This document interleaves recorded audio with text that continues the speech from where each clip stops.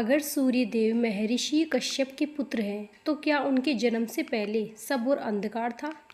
सूर्य देव के जन्म से पहले सृष्टि का स्वरूप कैसा था, तो आइए जानते हैं इस वीडियो में।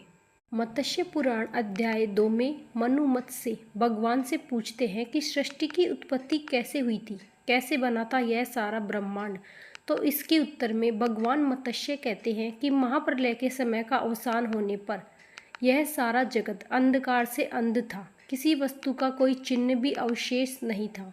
सभी वस्तुएं विस्मृत हो चुकी थी। तदंतर वे स्वयंभू भगवान जो निराकार हैं, इस समस्त जगत को प्रकट करने के अभिप्राय से अंधकार का भेदन करके प्रादुर्भाव हुए। वे नारायण स्वयं अकेले ही आविर्भाव हुए। उन्होंने पूर्व सृष्टि का भली भांति ध्यान करके सर्वप्रथम जल की ही रचना की और उसमें अपने बीज का निक्षेप किया।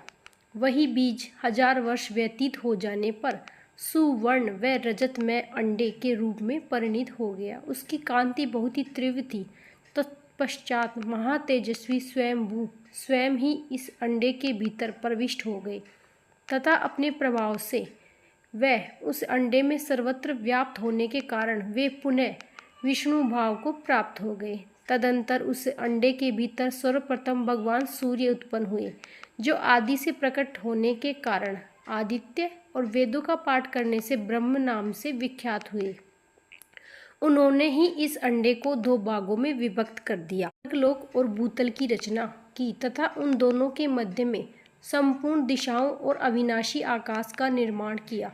मत्स्य पुराण के इस वृतांत में हमें यह ज्ञात होता है कि भगवान सूर्य आदिकाल से ही हैं। ब्रह्मा पुराण के अध्याय 18 के अनुसार ब्रह्मा जी मुनियों से कहते हैं कि भगवान सूर्य सबके आत्मा, संपूर्ण लोकों के ईश्वर, देवताओं के भी देवता और प्रजापति हैं। वे 3 ही लोगों की जड़ हैं, परम देवता हैं। अग्नि में डाली हुई आहुति सूर्य के पास ही पहुंचती है। सूर्य से वृष्टि होती है, वृष्टि से अन्न पैदा होता है।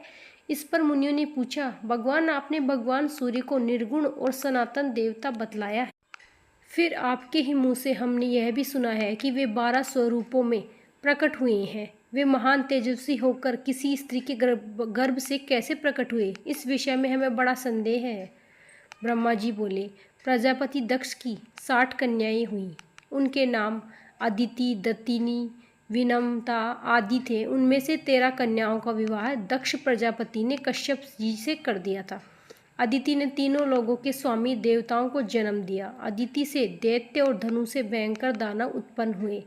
दैत्य और दानव अदिति के पुत्रों से शत्रुता रखते थे, अतः वे मिलकर उन्हें कष्ट पहुंचाने लगे। माता अदिति ने देखा कि दैत्यों और दानवों ने मेरे पुत्रों को अपने स्थान से हटा दिया और त्रिलोकी को नष्ट प्राय ही कर दिया। तब उन्होंने भगवान सूर्य की आराधना की और कठोर नियम के साथ उनकी स्तुति की। इस प्रकार बहुत दिनों तक आराधना करने पर भगवान सूर्य ने अदिति को अपने तेजोमय स्वरूप का प्रत्यक्ष दर्शन कराया। फिर उन्होंने देवी अदिति को स्पष्ट दर्शन देकर उनसे कोई एक वर मांगने को कहा। तब देवी अदिति ने कहा, भगवान, बलवान दैत्यों और दानवों ने मेरे पुत्रों से त्रिलोकी का राज्य और यज्ञ भाग छीन लिया है, इसलिए आप अपने अंश से मेरे पुत्रों के भाई होकर उनका नाश करें। भगवान सूर्य बोले, देवी, मैं अपने 1000वें अंश से तुम्हारे गर्भ का बालक बनकर प्रकट होऊंगा और तुम्हारे पुत्रों के शत्रुओं का नाश करूंगा। यूं कहकर भगवान भास्कर अंतर ध्यान हो गए। पश्चात वर्षों के अंत में भगवान सूर्य ने उनके गर्भ में निवास किया। देवी अदिति का अंडाकार गर्भ सहसा ही प्रकाशित हो उठा। उसे देखकर कश्यप जी ने वैदिक वाणी के द्वारा उसका स्तवन किया। स्तुति करने से उसे गर्भ से बालक प्रकट हो गया और उसका तेज संपूर्ण दिशाओं में व्याप्त हो गया। उसी समय यह कश्यप जी को संबोधित करते हुए आकाशवाणी हुई कि तुम्हारा यह पुत्र मार्तंड नाम से विख्यात होगा और यज्ञ भाग का पहरण करने वाले शत्रु भूत असुरों का संहार करेगा। इन दोनों पुराणों के वृतांत से यह स्पष्ट हो जाता है कि अदिति के पुत्र के रूप में भगवान सूर्य ने ही अंश रूप में जन्म लिया था, जो उनके अंश के बराबर ही थे। सूर्य देव तो सृष्टि के आरंभ में ऋण्य गर्भ से उत्पन्न हो गए थे और सारे जगत को प्रकाशित कर दिया था। ओम सूर्याय नमः।